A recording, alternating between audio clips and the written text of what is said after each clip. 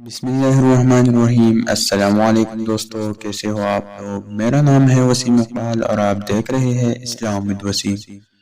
ایک دن حضور اکرم صلی اللہ علیہ وسلم مدینہ منورہ میں کسی جگہ تشریف فرما تھے کہ ایک یہودی عالم نے آ کر کہا، السلام علیکم یا محمد، کہ حضور صلی اللہ علیہ وسلم کے ایک جانثار کو جو اس وقت بارگاہ نبوی صلی اللہ علیہ وسلم میں حاضر تھے، یہودی عالم کے انداز تخاطب پر سخت غصہ آیا۔ انہوں نے اس کو اس زور سے دھکا دیا کہ وہ گرتے گرتے بچ گیا۔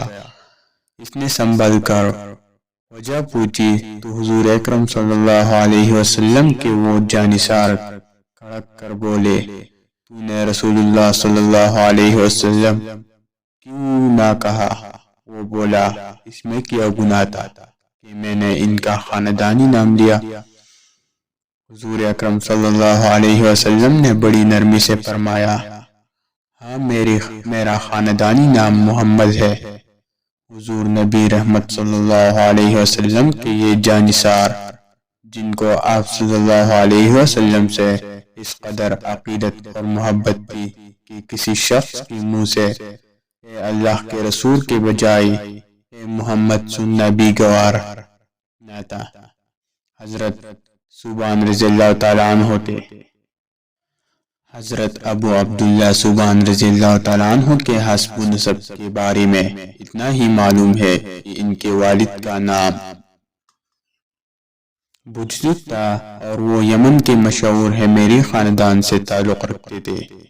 یہ خاندان تخت و تاج اور طبل و عالم کا مالک رہا تھا۔ معلوم نہیں کیا افتاد پڑی کہ حضرت ثوبان رضی اللہ تعالیٰ عنہ کو غیروں کی غلامی اختیار کرنی پڑی۔ اسی حالت میں وہ بارگاہ رسالت میں پہنچ گئے۔ حضور اکرم صلی اللہ علیہ وسلم نے ان کے چہرے پر شرافت و نجابت کے اثار دیکھے تو آپ صلی اللہ علیہ وسلم کا دریائے کرم جوش میں آ گیا۔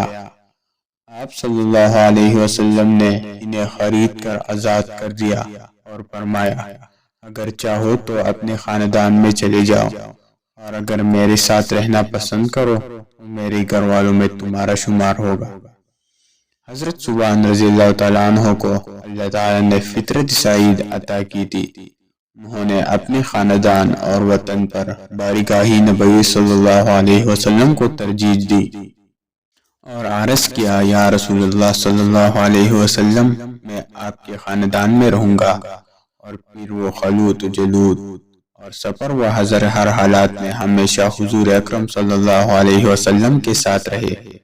اگرچہ حضور صلی اللہ علیہ وسلم نے ان کو آزاد کر دیا تھا، لیکن انہوں نے برضا و رغبت آپ کی غلامی اختیار کر لی اور یوں زندگی بھر دنیا و آخرت کے سعادتیں سمیٹتے رہے۔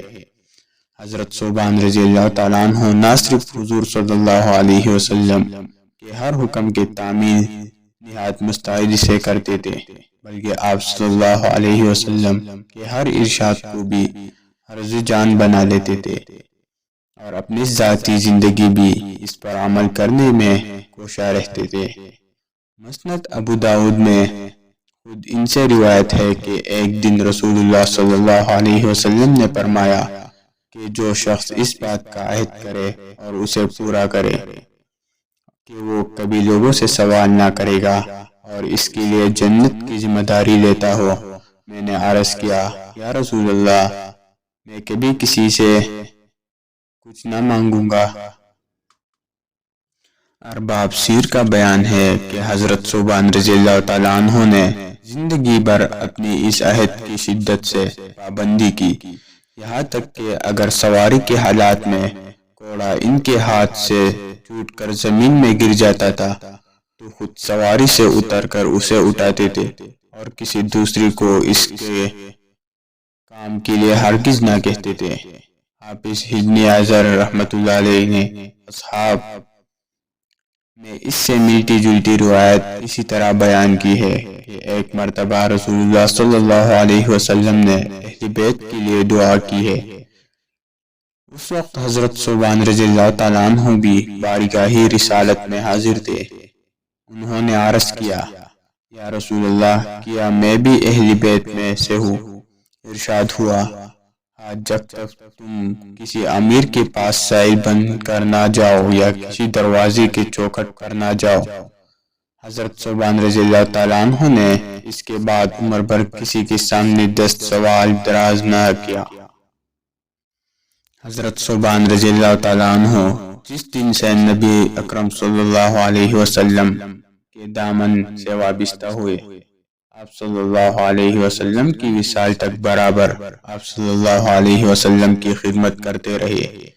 اس کے بعد غالباً عہد فاروقی میں وہ شام چلے گئے اور رملہ میں سکونت اختیار کر لی۔ امیر المؤمنین حضرت عمر فاروق رضی اللہ تعالیٰ عنہ نے حضرت عمر بن العاص رضی اللہ تعالیٰ عنہ کو مصر کی مہم پر مامور فرمایا، تو حضرت ثوبان رضی اللہ تعالیٰ عنہ مصر جانے والے مجاہدین میں شامل ہو گئے اور وہاں کئی معرکوں میں داد شجاعت دی۔ مصر سے واپس آ کر حمص میں گھر بنا لیا اور وہی مستقل اقامت اختیار کر لی۔ حضرت ثوبان رضی اللہ تعالیٰ عنہ اپنے آپ کو حضور اکرم صلی اللہ علیہ وسلم کا غلام کہلانے میں بڑا فخر محسوس کرتے تھے اور چاہتے تھے کہ دوسرے بھی حضور اکرم صلی اللہ علیہ وسلم کو ان کے غلامی کی نسبت کا احترام اور لحاظ کریں۔ مسند احمد بن حنبل میں ہے کہ ایک دفعہ حمص کے زمانے قیام میں علیل ہو گئے۔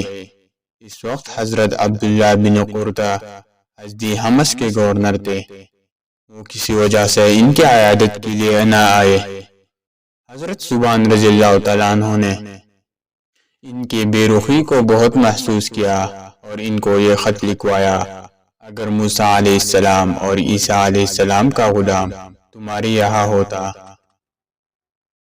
تو کیا تم اس کی عیادت کے لیے نہ آتے؟